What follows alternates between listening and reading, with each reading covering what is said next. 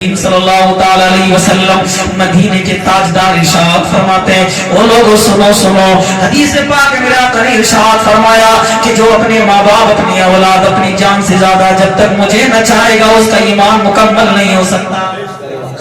اس کا ایمان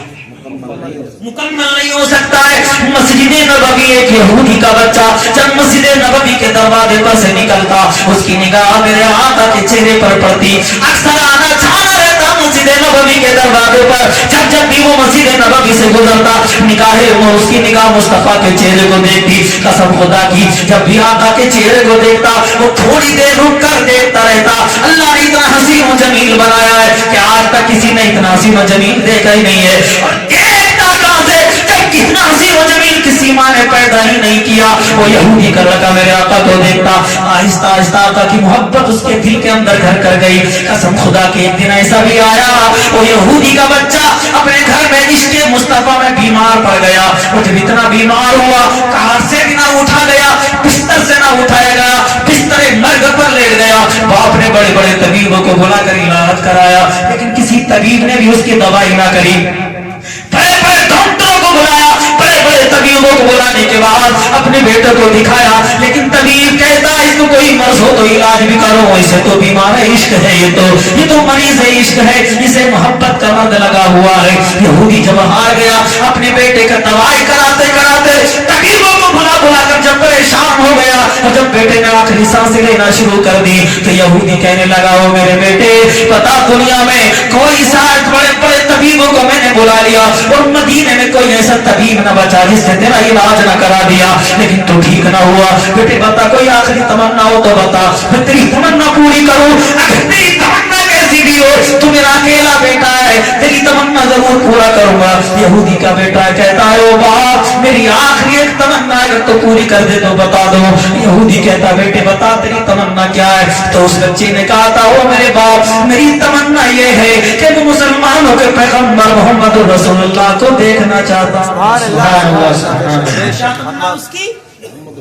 کہ میں آقا محمد رسول اللہ مسلمانوں کے پیغمبر کو دیکھنا چاہتا ہوں۔ وہ لوگوں یہودی نے سوچا یہ تو بڑا مسئلہ اس نے بڑا پیچیدہ کر دیا، اگر میں مسلمانوں کے پیغمبر کے پاس گیا تو میری پوری برادری کہے گی دیکھو چلا گیا، اس کے بعد پوری برادری مجھے ہو سکتا ہے کہ برادری سے بھی نکال دے، پوری قوم مجھے نکال بھی دے، اس لیے خیال سے وہ سوچ و بچار میں پڑ گیا۔ لیکن بیٹے سے پوچھا بیٹے اور کوئی تمنا ہو تو بتا۔ بیٹے نے کہا ہے باپ میری آخری تمنا یہی ہے کہ ان کا دیدار کرنا چاہتا ہوں،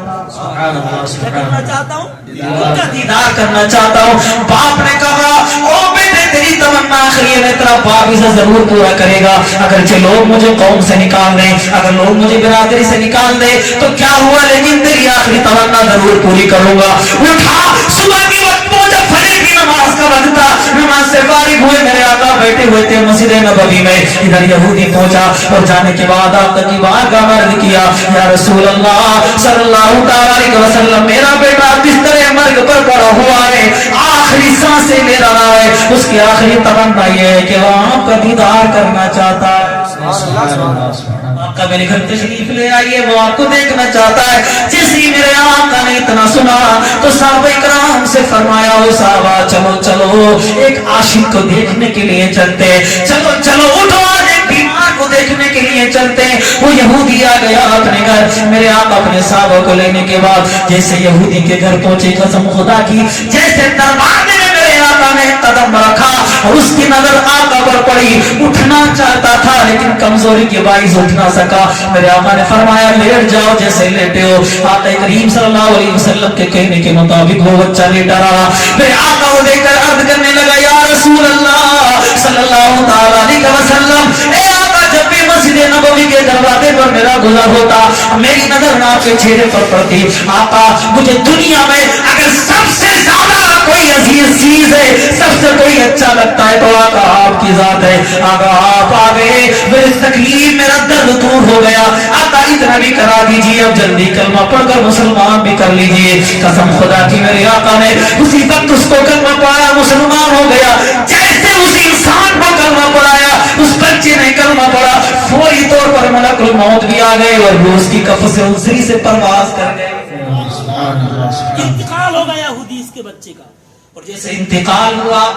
اس یہودی نے کہا تھا مسلمانوں کے پیغمبر اے محمد یا رسول اللہ صلی اللہ علیہ وسلم جب اس نے کلمہ پڑھ ہی لیا یہ آپ کا ہو ہی گیا تو میرے کس کام کا، اسے اپنے ساتھ ہی لے جائیے۔ کتنا نصیب والا یہ،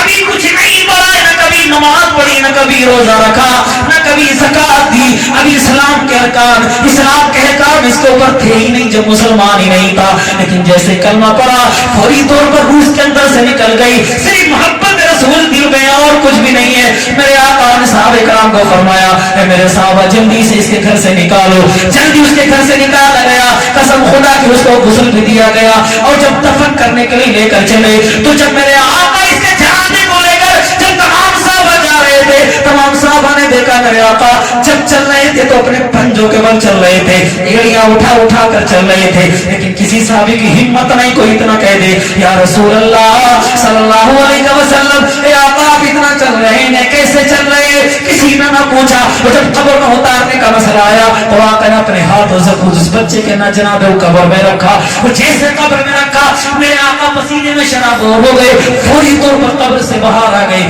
اس چیز کو بھی صحابہ کرام نے نوٹ کیا، اور بعد میں پھر صحابہ نے کہا یا رسول اللہ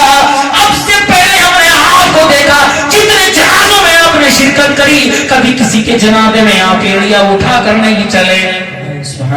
پہلا جنازہ ہے جس میں آپ ایڑیاں اٹھا کر چلے، پنجوں کے بل چلے، مسئلہ کیا ہے؟ اور آپ کا جب آپ نے اس کو قبر میں اتارا آپ ایک دم قبر سے باہر آ گئے، اس باہر آنے کا بھی مسئلہ کیا ہے آقا بتا دیجئے، وضاحت کر دیجئے۔ اور کو میرے آقا نے ارشاد فرمایا او میرے صحابہ جب ہم اس کے جنازے کو لے کر چل رہے تھے آسمان سے اتنے فرشتے اس کے جنازے میں شامل ہوئے تھے کہ مجھے پورا پیر رکھنے کے لیے جگہ ہی نہیں مل رہی، سبحان اللہ،